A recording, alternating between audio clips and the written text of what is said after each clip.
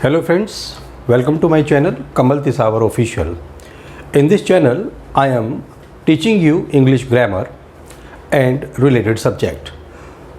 वो स्टूडेंट्स जो एसएससी के सीजीएल के एस्पिरेंट्स हैं और वो अपनी तैयारी करना चाहते हैं और वो ये चाहते हैं कि इंग्लिश का पोर्शन वो कंप्लीट कर सकें और बहुत ही अच्छे टाइमिंग के साथ बिल्कुल 100% एक्यूरेसी के साथ अगर वो अटेम्प्ट करना चाहते हैं तो मेरी उनसे रिक्वेस्ट है कि मेरा टेंसेस से रिलेटेड ये वीडियो पूरा देखें और मेरी साइट कमल तिसावर ऑफिशियल पर ज़रूर विज़िट करें। सो फ्रेंड्स, हम सभी एस्पिरेंट्स को जिन्होंने तैयारी शुरू की है वो ये मानते हैं, वो ये जानते हैं कि हमें टेंसेस आते हैं, हमें सर इससे आगे बताइए। लेकिन मेरा ये मानना है कि आपको टेंस अभी नहीं आते हैं। अगर आप ये चाहते हैं कि टेंस कैसे पढ़े जाते हैं, टेंस होते क्या हैं और टेंसेस के अंदर जो छिपी हुई और दूसरे सीक्रेट्स हैं, क्या आप उनके बारे में जानते हैं? आप नहीं जानते हैं। अगर आप इंग्लिश ग्रामर से रिलेटेड इंट्रोडक्शन को अगर आप देखना चाहते हैं तो आप नीचे दिए गए डिस्क्रिप्शन में मेरी वीडियोस को यूट्यूब पर चेकआउट कर सकते हैं। सो फ्रेंड्स, हम बात कर रहे थे टेंसेस की। तो ये कहा जाता है कि सर हमें टेंसेस तो आते हैं, बस हमें आगे की तैयारी करवा दीजिए, हमारे दूसरे पोर्शंस हैं स्पॉटिंग एरर्स एंड ऑल, ये सब कुछ करवा दीजिए सर, हमें टेंसेस आते हैं। But let me tell you, आपको टेंसेस नहीं आते हैं क्योंकि स्टूडेंट्स को बहुत ही लिमिटेड पढ़ाया और बताया जाता है। अगर आपके पास रिसोर्सेज लिमिटेड है और आपके पास कुछ एडवांस करने के लिए आ जाता है तो आप ये मान लीजिए कि आप उसे अटेम्प्ट नहीं कर पाएंगे। इंग्लिश क्योंकि एक लैंग्वेज है, इस लैंग्वेज को आपको सीखना पड़ेगा, इसके रूल्स एंड रेगुलेशंस को आपको फॉलो करना पड़ेगा और हमारे ग्रामर में जितने भी फेजेस हैं, जितने भी केसेस हैं, उन सबको आपको क्लेरिफाई करना पड़ेगा। कुछ टीचर्स कह देते हैं कि नहीं, इंग्लिश का यही रूल है, हमें ऐसे ही करना है और हमें ऐसे ही सिखाया गया है। But everything has a logic. हर चीज़ के पीछे लॉजिक होता है।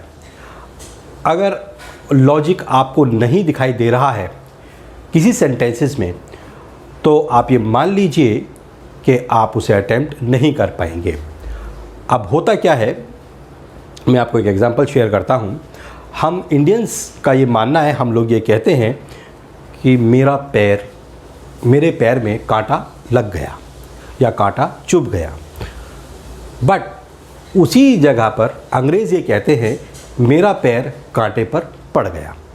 तो अब आप समझ सकते हैं हमारे जो बोलने का तरीका है और जो अंग्रेज़ी भाषा का तरीका है वो दोनों ही डिफरेंट है, पर एक दूसरे के पूरक हो सकते हैं अगर हम इनको ग्रामेटिकल तौर पर अच्छी तरीके से पढ़ लें, समझ लें और उनके यूसेस को जान लें।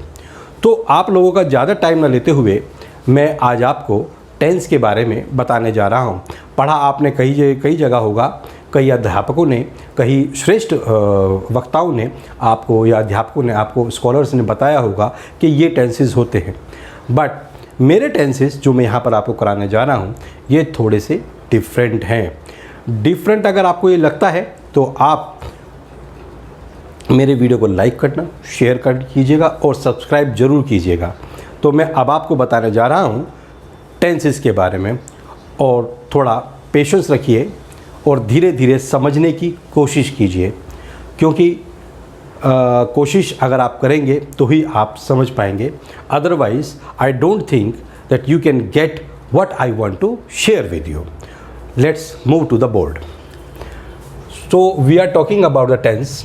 टेंस सबको पता है, टेंस मीन्स टाइम। सबको पता है टेंस का मतलब टाइम होता है। We can talk about present, we can talk about past और we can talk about future। हम प्रेजेंट टेंस के बारे में बात करते हैं, हम पास्ट टेंस के बारे में बात करते हैं, हम फ्यूचर टेंस के बारे में भी बात करते हैं। But do we have the other fourth option? नहीं, हमारे पास और कोई फोर्थ ऑप्शन नहीं है. We just have present, past and future. We have 3 conditions only. And in this present, past and future, I will just tell you that in tenses we have 4 parts. First is indefinite tense. You all must know about it.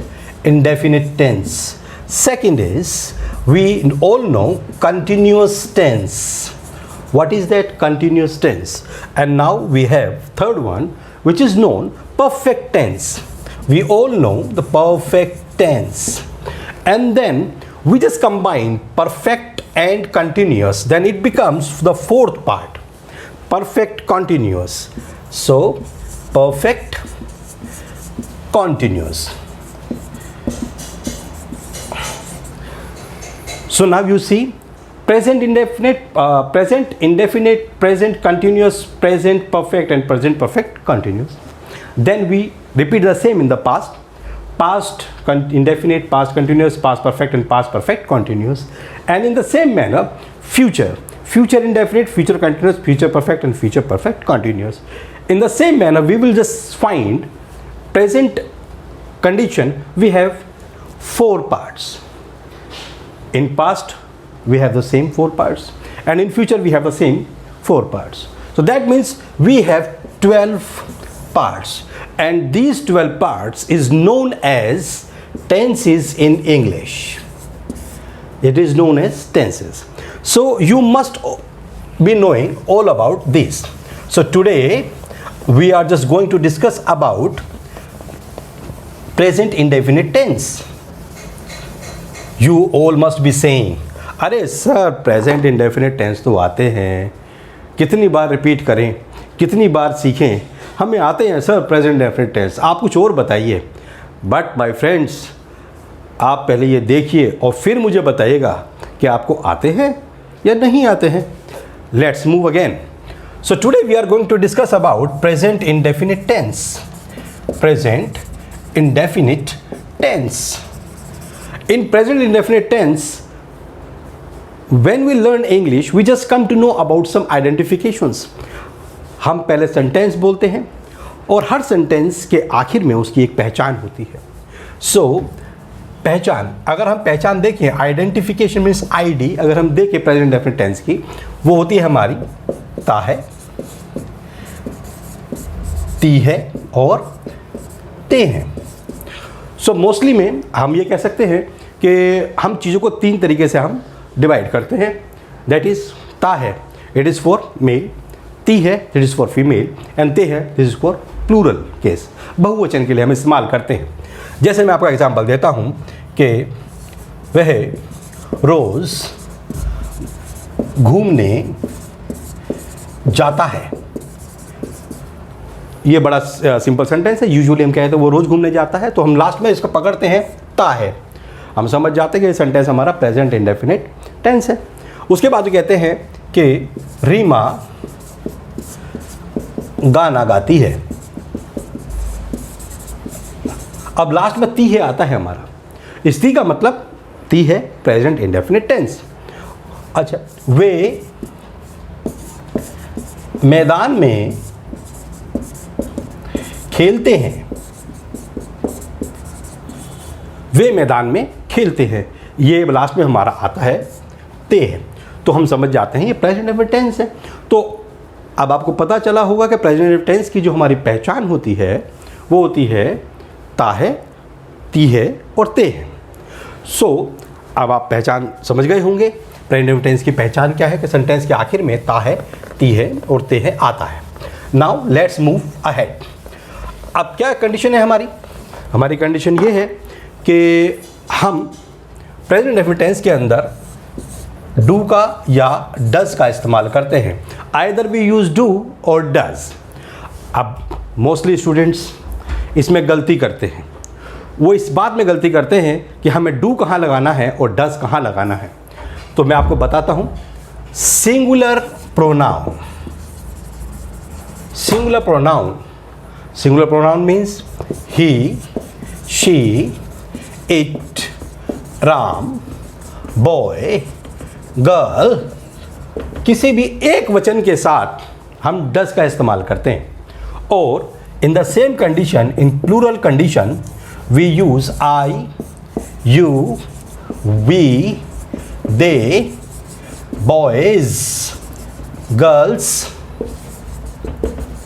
ये plural के साथ में हम do का इस्तेमाल करते हैं।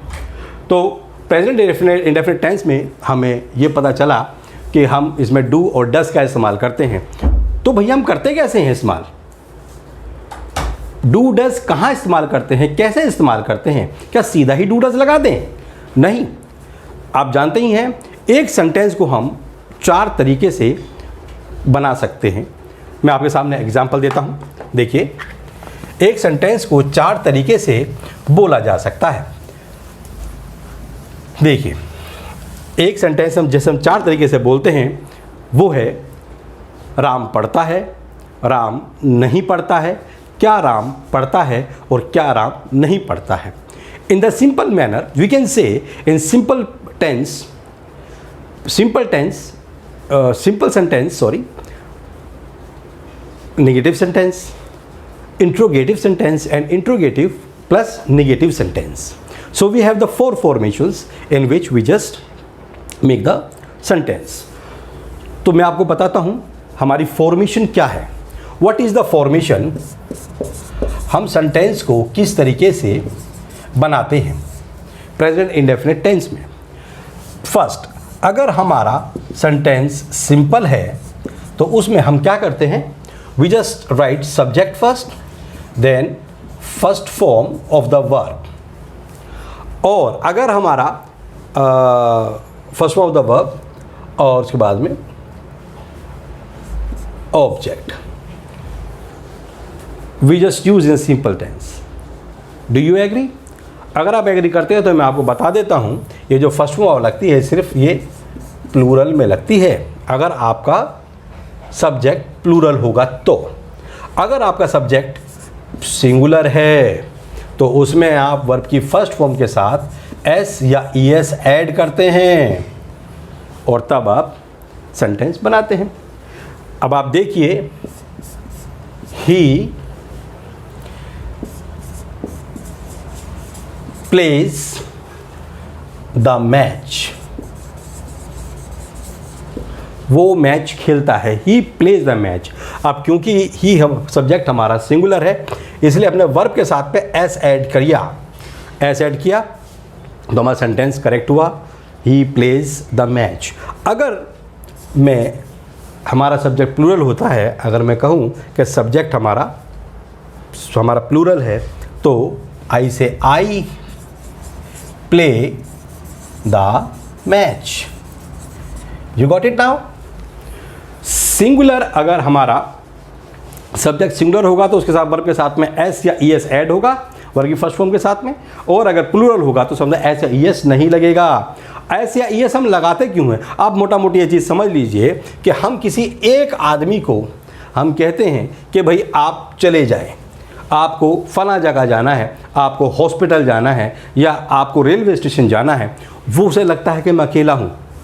अकेले की वजह से हम साथ में एक और आदमी को ऐड कर देते हैं कि आप जाइए भाई इनके साथ। तो इसी तरीके से हम क्या करते हैं, जो वर्ब की जो फर्स्ट फॉर्म है हमारी, वो फर्स्ट फॉर्म अकेली है, और जब हमारा सब्जेक्ट सिंगुलर है तो उसके साथ में हम ऐसे ईएस को भेज देते हैं कि लो भाई ऐसे ईएस आपके साथ जा रहा है, आप घबराओ मत। तो हमारा वर्ब की फर्स्ट फॉर्म ऐसे जुड़ जाता है।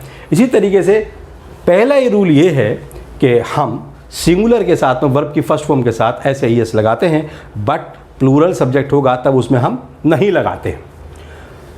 ये आपका सिंपल सेंटेंस हुआ। Now we will discuss about the negative sentence in the negative form.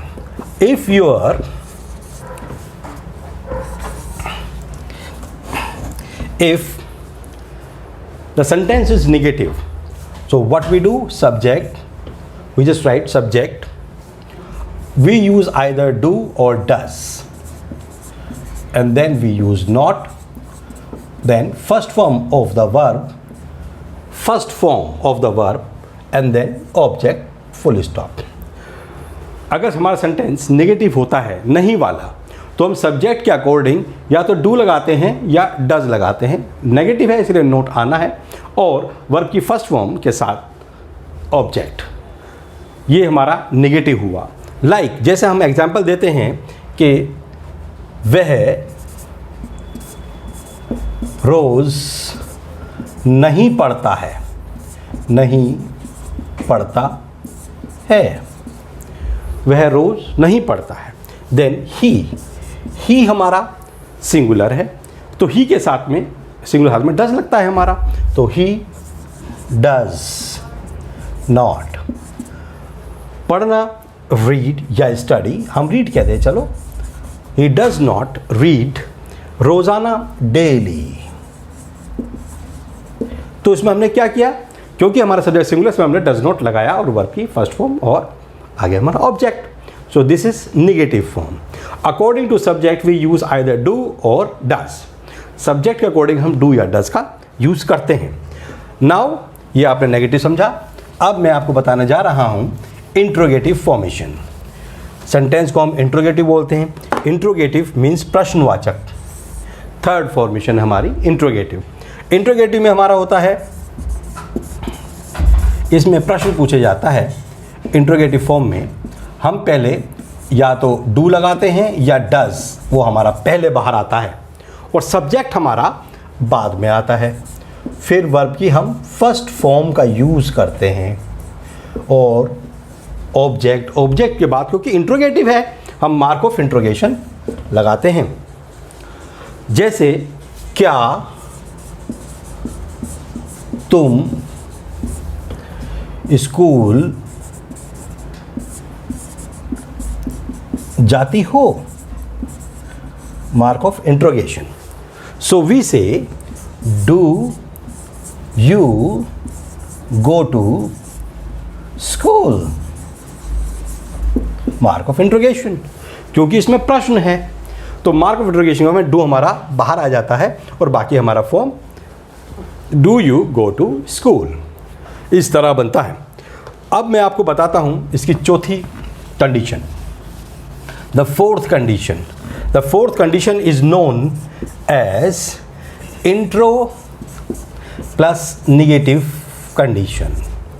Interrogative plus negative, it means interrogative और नेगेटिव को हमने ऐड कर दिया, तो इंट्रो प्लस नेगेटिव कंडीशन ये हमारी है। तो इसमें हम क्या करते हैं, डू या डज को हम बाहर लिख देते हैं। क्यों? क्योंकि इंट्रोगेटिव है। Plus subject, we just write and then we just write not, because the sentence is negative, and then intro we just write the first form of the verb and then object and mark of interrogation. So as you have come to know that in the formation we use first form of the verb. कौन सी form use करते हैं? Verb की first form का use करते हैं present indefinite में।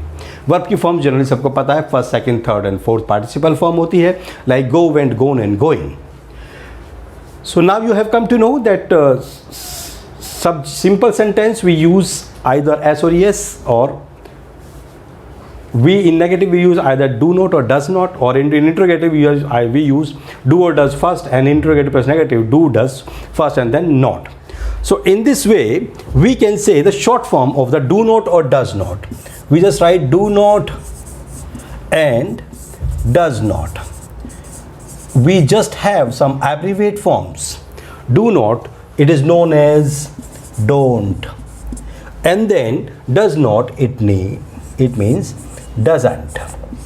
As you all know, आप सभी को पता ही होगा, do not या does not की short form होती है don't या doesn't. So you have come to know simple negative, interrogative plus negative sentence. So friends, आपको इसके बारे में पता चला, और मैं अब उसको और थोड़ा सा एलोबरेट कर देता हूँ और आप लोगों को बता देता हूँ किस तरीके से हम इसको आगे एक्सटेंड कर सकते हैं. लाइक मैं एक सेंटेंस से आपको करके दिखाता हूँ. Let's see, come on friends, let's see here. Like he works hard. He works hard. Negative sentence, we know he does not work hard. You know that? And the abbreviated form of doesn't is he doesn't work hard. You have the third form over here. Now, does he work hard? This is interrogative sentence. Does he work hard? Or we say, does he not work hard? Mark of interrogation. And now again, does and not. So that means, doesn't he work hard? So दोस्तों, अब आपको समझ में आया होगा एक sentence को हम कितने तरीके से बना सकते हैं। तो प्रेजेंट इंडेफिनिट टेंस का जो फर्स्ट केस है वो सभी को पढ़ाया जाता है और सभी अध्यापक पढ़ाते हैं, बच्चों को बताते हैं कि प्रेजेंट इंडेफिनिट टेंस क्या है। सो दिस वाज, जो अभी आपने पढ़ा, इसे कहते हैं प्रेजेंट इंडेफिनिट टेंस का फर्स्ट पार्ट। अब आप सोच रहे होंगे कि सर इसका सेकंड पार्ट भी होता है क्या? तो मैं आपको बताता हूं, जी हाँ, इसका सेकंड पार्ट भी होता है। और सेकंड पार्ट में क्या होता है? सेकंड पार्ट में हमारे क्वेश्चंस होते हैं। We have questions and we answer. Question और आंसर होते हैं। लाइक वी हैव क्वेश्चन के does he live in Mumbai? This is the question, does he live in the Mumbai? तो आपका आंसर क्या होगा? Yes, he lives in Mumbai. Sorry for that. Yes, he lives in Mumbai, या no, he does not live in Mumbai. मैं आपको बताता हूं हम इसका आंसर कैसे कर सकते हैं। आंसर हम कर सकते हैं यस ही डज। सो हमें ऊपर वाला सेंटेंस कंप्लीट रिपीट करने की ज़रूरत नहीं है, रिपीटेशन को अवॉइड करना चाहिए। If anybody asks does he live in Mumbai? Yes he does. Sorry, yes he does. और अगर हम कहें नहीं रहता है, भाई मुंबई में नहीं रहता है, तो देन वी कहते no, he doesn't. So that means वो मुंबई में नहीं रहता है। मैं पूछता हूं कि do you know how to swim? How to swim. मैंने आपसे क्वेश्चन किया कि क्या आप तैरना जानते हैं? Do you know how to swim? So I must say yes I do. हाँ, मैं जानता हूं तैरना, या नो आई डोंट। नहीं, मैं तैरना नहीं जानता हूं। So in this way you will see yes he does, no he doesn't, और yes I do या no I don't. So this is the second case. Then you must know present indefinite tense का ये second case है। Hope आपको ये चीज़ समझ आई होगी। अगर आपको ये चीज़ समझ आती है तो हम आगे बढ़ते हैं।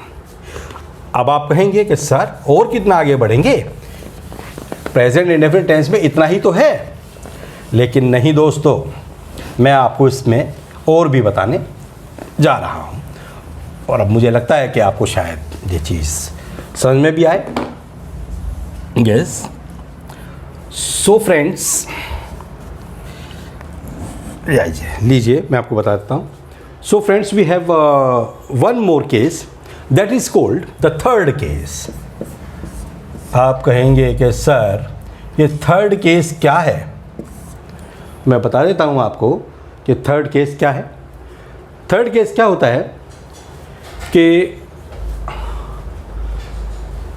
थर्ड केस हमारा होता है emphatic sentence. Emphatic sentence.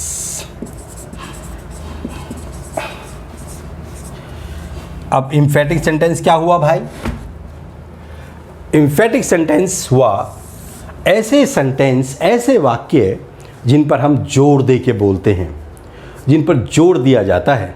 आप भी जनरली यूज़ करते हैं अपने घर में, या जनरल बातचीत में, या अपने फ्रेंड सर्कल में, या अपने कोचिंग सर्कल्स में।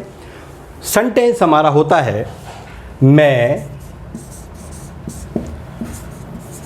पढ़ता हूँ। ये बड़ा सिंपल सेंटेंस है, मैं पढ़ता हूँ। आई स्टडी या आई रीड। बट अगर यही बात हम कहें थोड़ा जोर डालकर कि मैं पढ़ता तो हूं लेकिन भूल जाता हूं। अब आप देखिए दोनों सेंटेंस में क्या फ़र्क है। मैं पढ़ता हूं, ये हमारा सिंपल सेंटेंस है। मैं पढ़ता तो हूं, ये इन्फेटिक सेंटेंस है। ये जो तो है ये एम्फेसिस करता है हमारे सेंटेंस पर कि इसमें कोई आगे कंडीशन आने वाली है। अब देखिए हम इम्फेटिक सेंटेंस को कैसे बनाते हैं। ये सेंटेंसेस इम्फेटिक सेंटेंस जितने भी होते हैं हमारे, ये सिर्फ सिंपल होते हैं। ये नेगेटिव, इंट्रोगेटिव या इंट्रोगेटिव प्लस नेगेटिव सेंटेंसेस नहीं होते हैं। लाइक इनका मैं आपको बताया तो सिंपल सेंटेंस, सिंपल की इसकी फॉर्मेशन होती क्या है।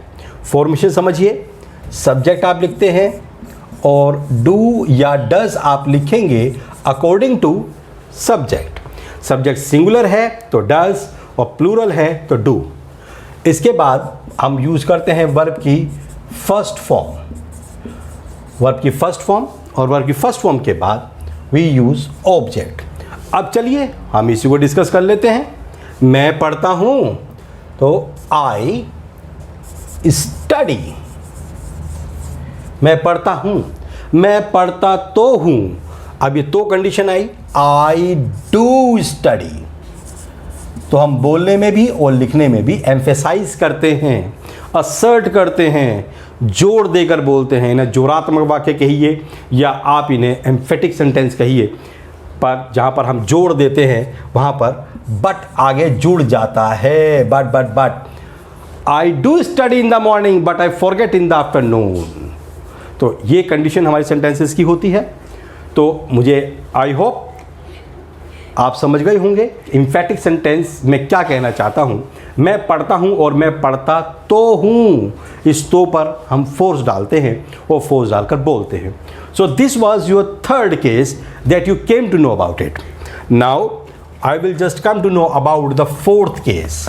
आप कहेंगे अरे सर कितने केसेस लेकर बैठे हैं आप।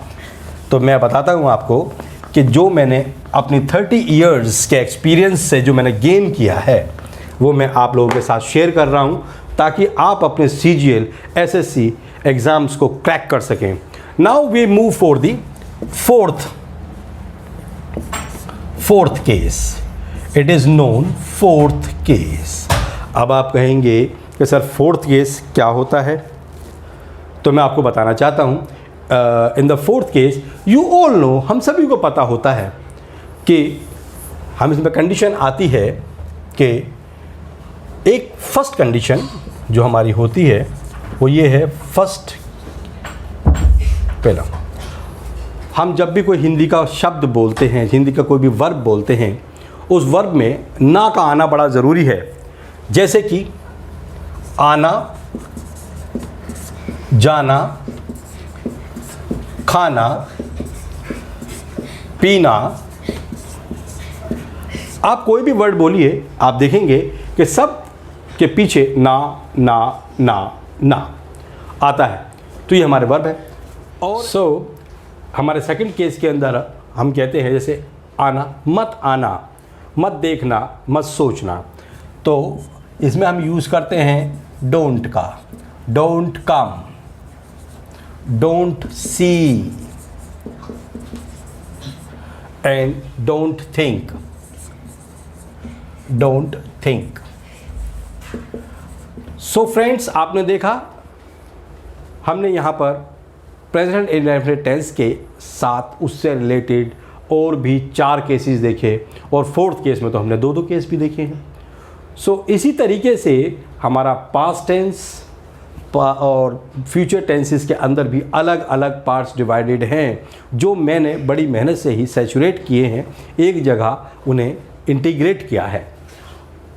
और अगर आप ये टेंसेस मुझसे सीखना चाहते हैं और आप सीजीएल की तैयारी मुझसे अगर करना चाहते हैं, अगर आपको मेरा पढ़ाना आपको समझ में आता है, तो आप मुझे नीचे दिए गए डिस्क्रिप्शन पे टीचमिंट पे कांटेक्ट कर सकते हैं।